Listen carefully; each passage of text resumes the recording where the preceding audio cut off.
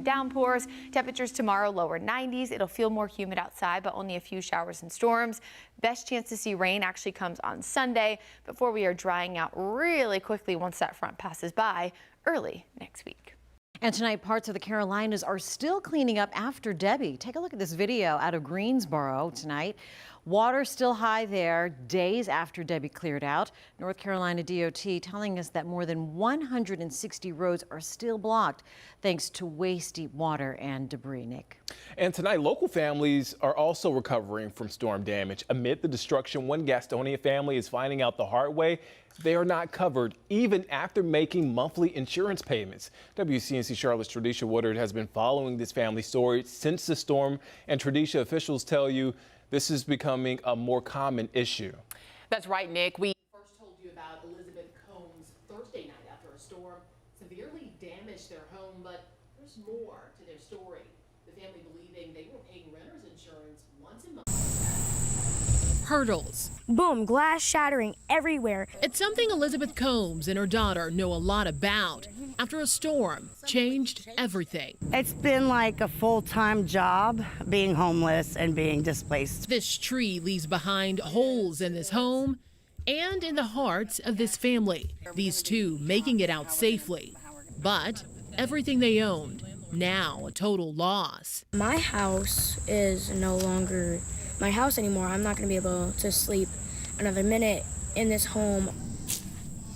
As they look ahead to what's next, more hurdles. She said, well, how much have you been paying every month? And I said, well, it's $9.99 for for your renter's insurance, And she says, okay. She says the $10 a month one. She says that's just tenant liability. She says that just covers our house. It doesn't cover any of your stuff. Combs says it was brought up to her like rental insurance, with some confusing language like personal property insurance also playing a factor. But details in her lease from Metric Realty Company are actually an insurance addendum or just a liability policy. The policy that your landlord may have on the building is only going to cover that landlord. It's not a renter's policy. And so this is something I think is important for people who do not own their home and they are renting from someone else. Barry Smith is with the North Carolina Department of Insurance, and he says landlord-required renter's liability insurance only protects the leaser from property damages caused by tenants. I think insurance can be confusing because there are so many variables in insurance. If it's not renter's insurance and it's actually tenant liability, you need to be calling it that at the time that I'm signing my lease. It's an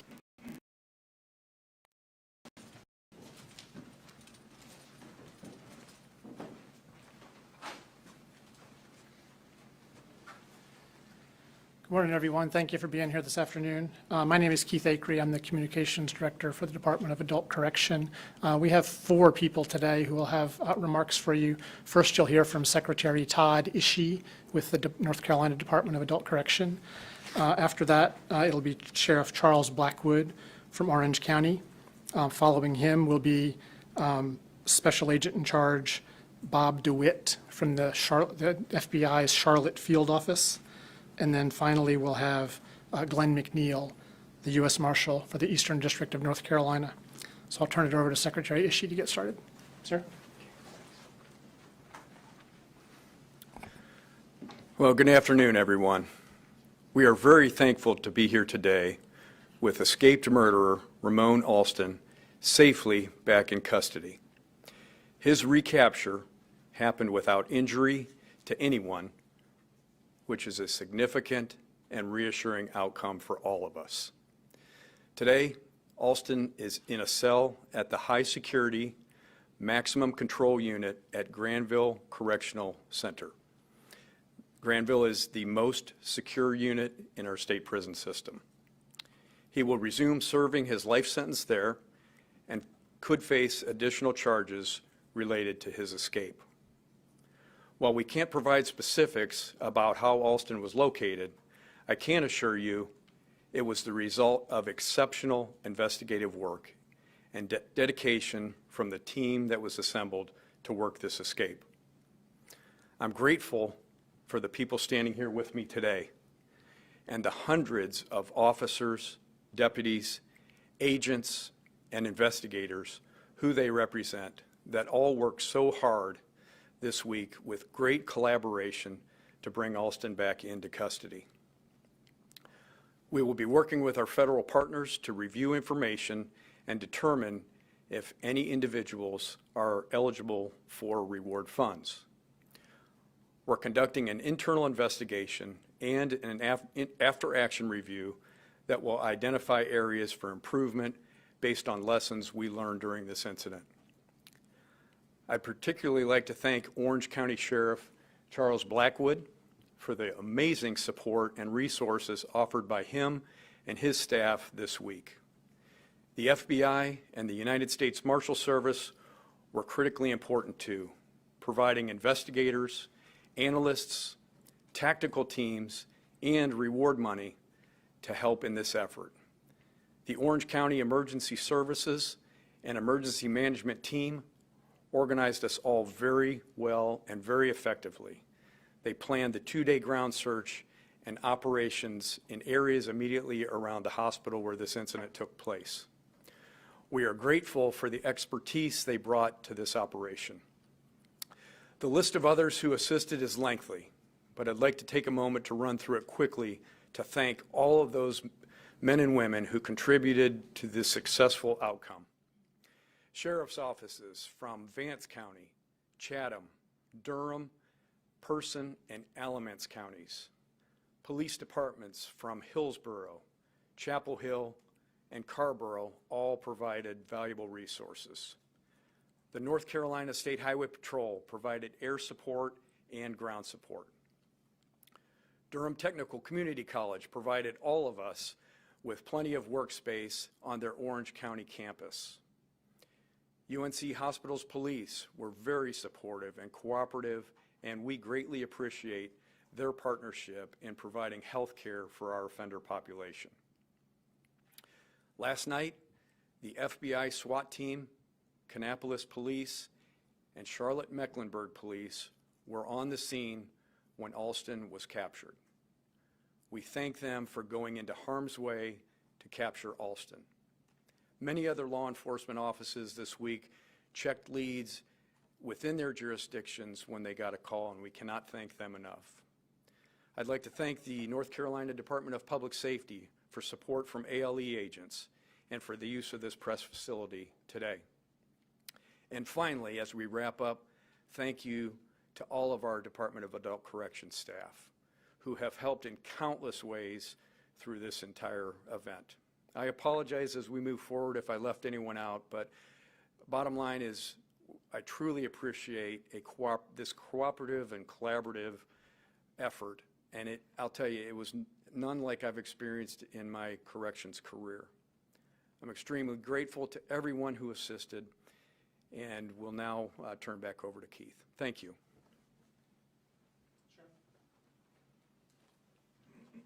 Thank you, and thank you all for being here. Director Shee, I want to say to you personally that when you came to North Carolina, we were extremely proud of the person that stepped into the role that you've assumed, and I've never been more proud to call you my friend and colleague. I just want to say that. The other thing I want to talk about is the partnerships that we have had over the last couple of days. The partnerships weren't formed overnight. They're formed over time. And one person whose name has not been mentioned needs to be mentioned, and that is Kirby Saunders. He is the Emergency Service Director for Orange County, and he taught me several years ago about a program that works when you're trying to find lost people. Well, that program works when you're trying to find people who want to be lost too. And he did an amazing job of bringing resources together and getting us in the same room, and J.B. Buxton gave us that room at Durham Technical College to come together and work as a team in a collaborative effort like nothing I've ever experienced before. There were no margins, no lines, no delineation between agencies. One badge, one mission, one purpose. So Kirby, thank you very, very much for that. We mentioned that Jacobia Crisp, an accomplice, was taken into custody in Alamance County. She is in Alamance County detention now and will be coming to Orange County soon, and will have her first appearance there. The investigation into what actually took place, rather than speculation, from everyone about what took place will hopefully lead us to the facts about what happened. So I would ask everybody to be patient as that investigation continues. I do want to say one thing about the world that we live in and the job that I have. When I was a very young child, my dad told me, find a vocation you truly enjoy and you'll never work a day in your life. My dad was never more true than when he said that. And with all the talk that's been going on about recruitment and retention in law enforcement, I'll tell you, if you're looking for a job where you can truly feel like you're doing something positive for someone else, this is that job. Thank you very much.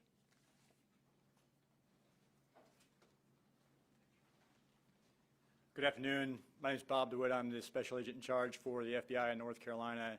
I'll be brief. Just want to say thank you all for coming out to hear a little bit about the actions that were taken over the past 24 hours. But most of all, I just want to echo the sentiments expressed earlier by the Secretary, the Sheriff, and the U.S. Marshal. I've been in law enforcement for 22 years, and I have never seen an effort like this work with such synchronicity as I have over the past few days. There were no personalities that interfered with the investigation, and the folks that were on the ground doing the work that needed to be done worked shoulder to shoulder from beginning to end. Many of them still have not slept.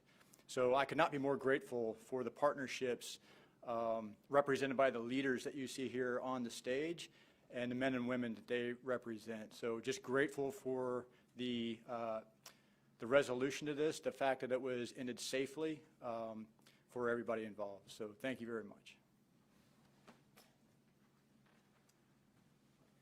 Good afternoon. Glenn McNeil, the Marshal, United States Marshal for the Eastern District of North Carolina, and it's an honor and privilege to stand before you. The Marshal Service has a long-standing history of partnering with our federal, state, and local law enforcement partners. And on August the 13th, that was clearly evident when Secretary Ishii called me that morning about this offender. We knew exactly what to do. The relationships that we have, that we formed through our various task forces, we immediately activated and have worked nonstop for the last 3 days. The collaborative efforts and the partnerships that we all share, they're very meaningful, and they have stood and will continue to stand the test of time. And so, Sheriff, thank you for your partnership. FBI, thank you all. It was a collaborative effort, and we are, with the Marshal Service, glad to be a part of it. And I can't thank the men and women that represent the Marshal Service that work tirelessly to work towards this quick and peaceful resolution. I'd like to share with you all a quote of my good friend Sheriff Blackwood that he shared at the very first operational briefing, and I quote, "The right people are in the room," end quote. This quote not only energized and motivated all the law enforcement personnel who were present in the room, but it also instilled confidence in the public that our law enforcement community and our partners are going to work tirelessly to get the job done and to remove this dangerous offender from society. Thank you. Thank you, Marshal. At this time, we're glad to take your questions. I'd ask you, if you have a question, please step to one of the 2 microphones at either side of the room. And if you'd like to direct a question to a certain individual on the stage, please let us know who that is. Hi there, Heidi Kirk, WRAL News. Not sure if this is on. Can you hear me? Okay.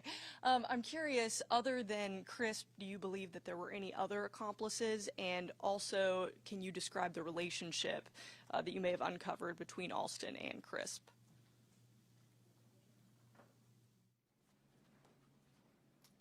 So it's our understanding that the relationship began several months ago between our inmate, who's now back in custody, and Jacobia.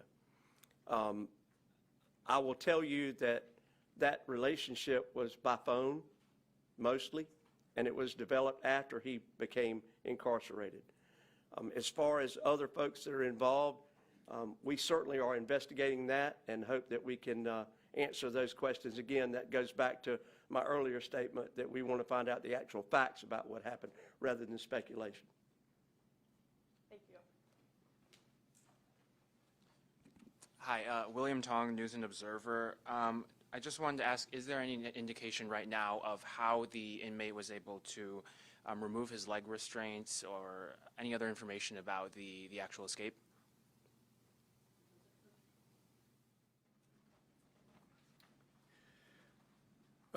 We do know that he successfully removed his leg restraints.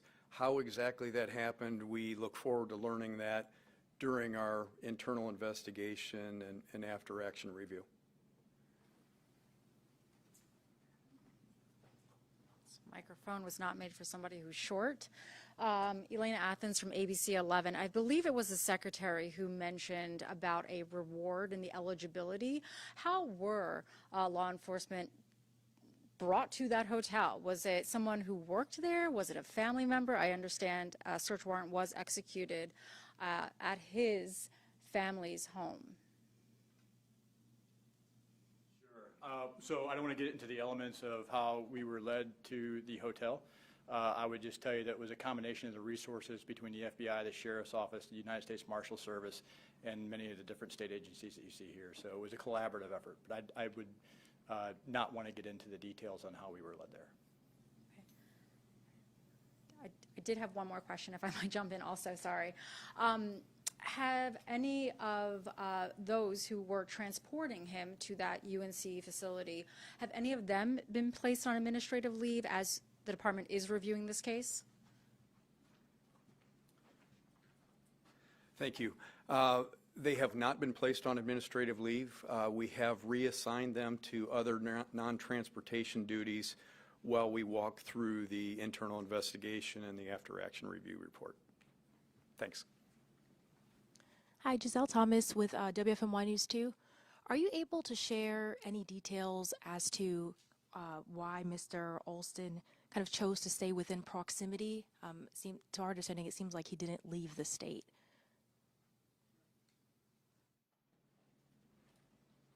I want to make sure I understood the complete question, and that is why he stayed in the proximity. Because the resources that he had were not strong enough to get him out of the proximity.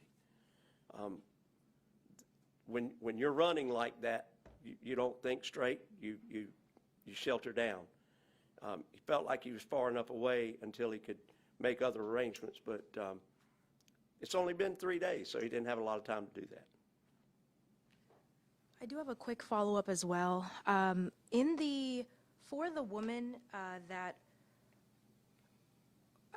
the woman who is the accomplice or who were pointing with Ms. Christ, I wanted to ask, because in the court records, it does show that she had posted her bond. So with her posting her bond, does that mean that she's going to be still coming back? I know you mentioned that she's going to be back in Orange County custody. Just wondering if she's able to be released, since she did post it.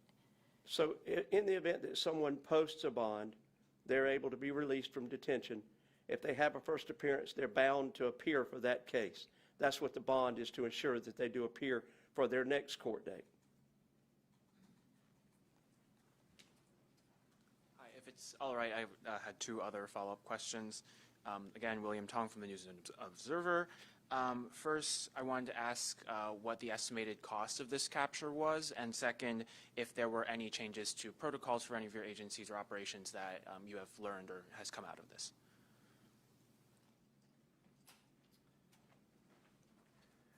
Thank you. We're not at the point where we've fully calculated all the costs. You know, there were several jurisdictions involved, and we'll do that. Second question, I just want to make sure I understood. Have we incorporated any changes? We are in the process of doing that. That's the after-action review will likely prompt changes and how can we do things safer and better. We've been consumed up until this morning with focused on apprehension of Alston. Thank you. Thanks. Hey, this is Jenna Gartner, Spectrum News. I have a question just a little bit about Crisp. And was she somebody that you guys had been following a little bit, had known about before you found out that he was down in Kannapolis, or did you guys receive tips once he was already there that kind of led you to find him further away?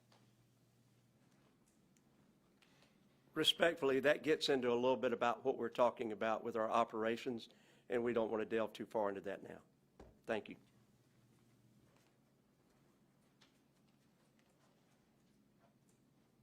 Hi there, Heidi Kirk again, WRAL. Another question about Crisp specifically. I'm wondering if you have any indication as to whether, they were in communication, while he was in custody, leading up to, him getting out, or did they link up, post him escaping?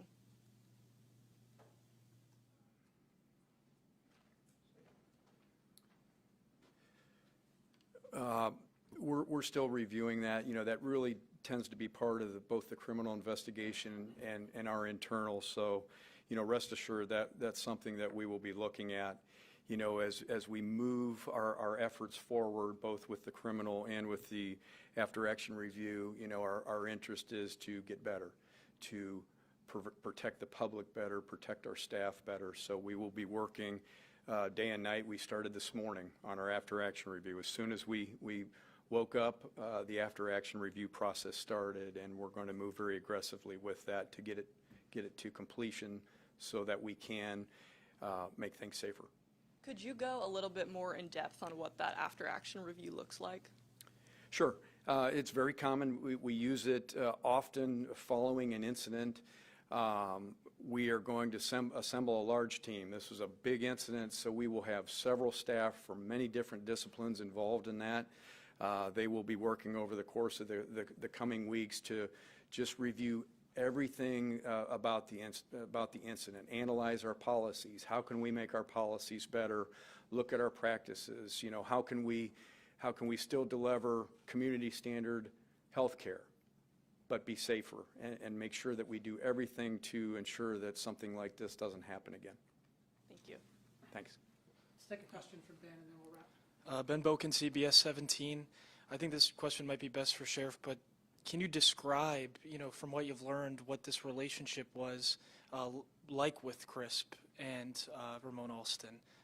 Based off of everything you've learned, can you describe how their relationship kind of developed? I cannot describe what their relationship was. She's not in the detention center. He is. So we know it was through telecommunications of some sort. But how detailed that was, or whether that was something more than just a friendship, I can't answer that now. That is also something that's under investigation. Is there any word on how they met? Not this time. Can you describe really quickly the impact that all of this has had on your community? I think the impact it's had on our community as a whole was that it heightened everyone's concern for safety. It also shined a spotlight on law enforcement. It also shined a law enforcement light on our prison systems. And one thing that we have to realize is that we operate sometimes in our own silos. What this operation has given us an opportunity to do is break down a lot of those silos and learn to work better together. And as we talk about the hot wash and after action reviews, so much has been learned about how to keep our community safer and how to make our public feel better about what we do. There's been a tremendous loss of respect for law enforcement over the past 10 years. But it's not just law enforcement. Society has lost respect for one another. And if I had a magic something to make this all be better, I would hope something good could come from this incident. But I think we've all worked very hard at this. And I think our community probably feels a little bit better about what we do and a little bit more about what we can offer to them as far as keeping them safe. Thank you all. Thank you for your efforts in the media and helping us spread the word about this escape and get Alston back into custody. So we'll keep you informed as investigation progresses and things develop. But thank you all for being here.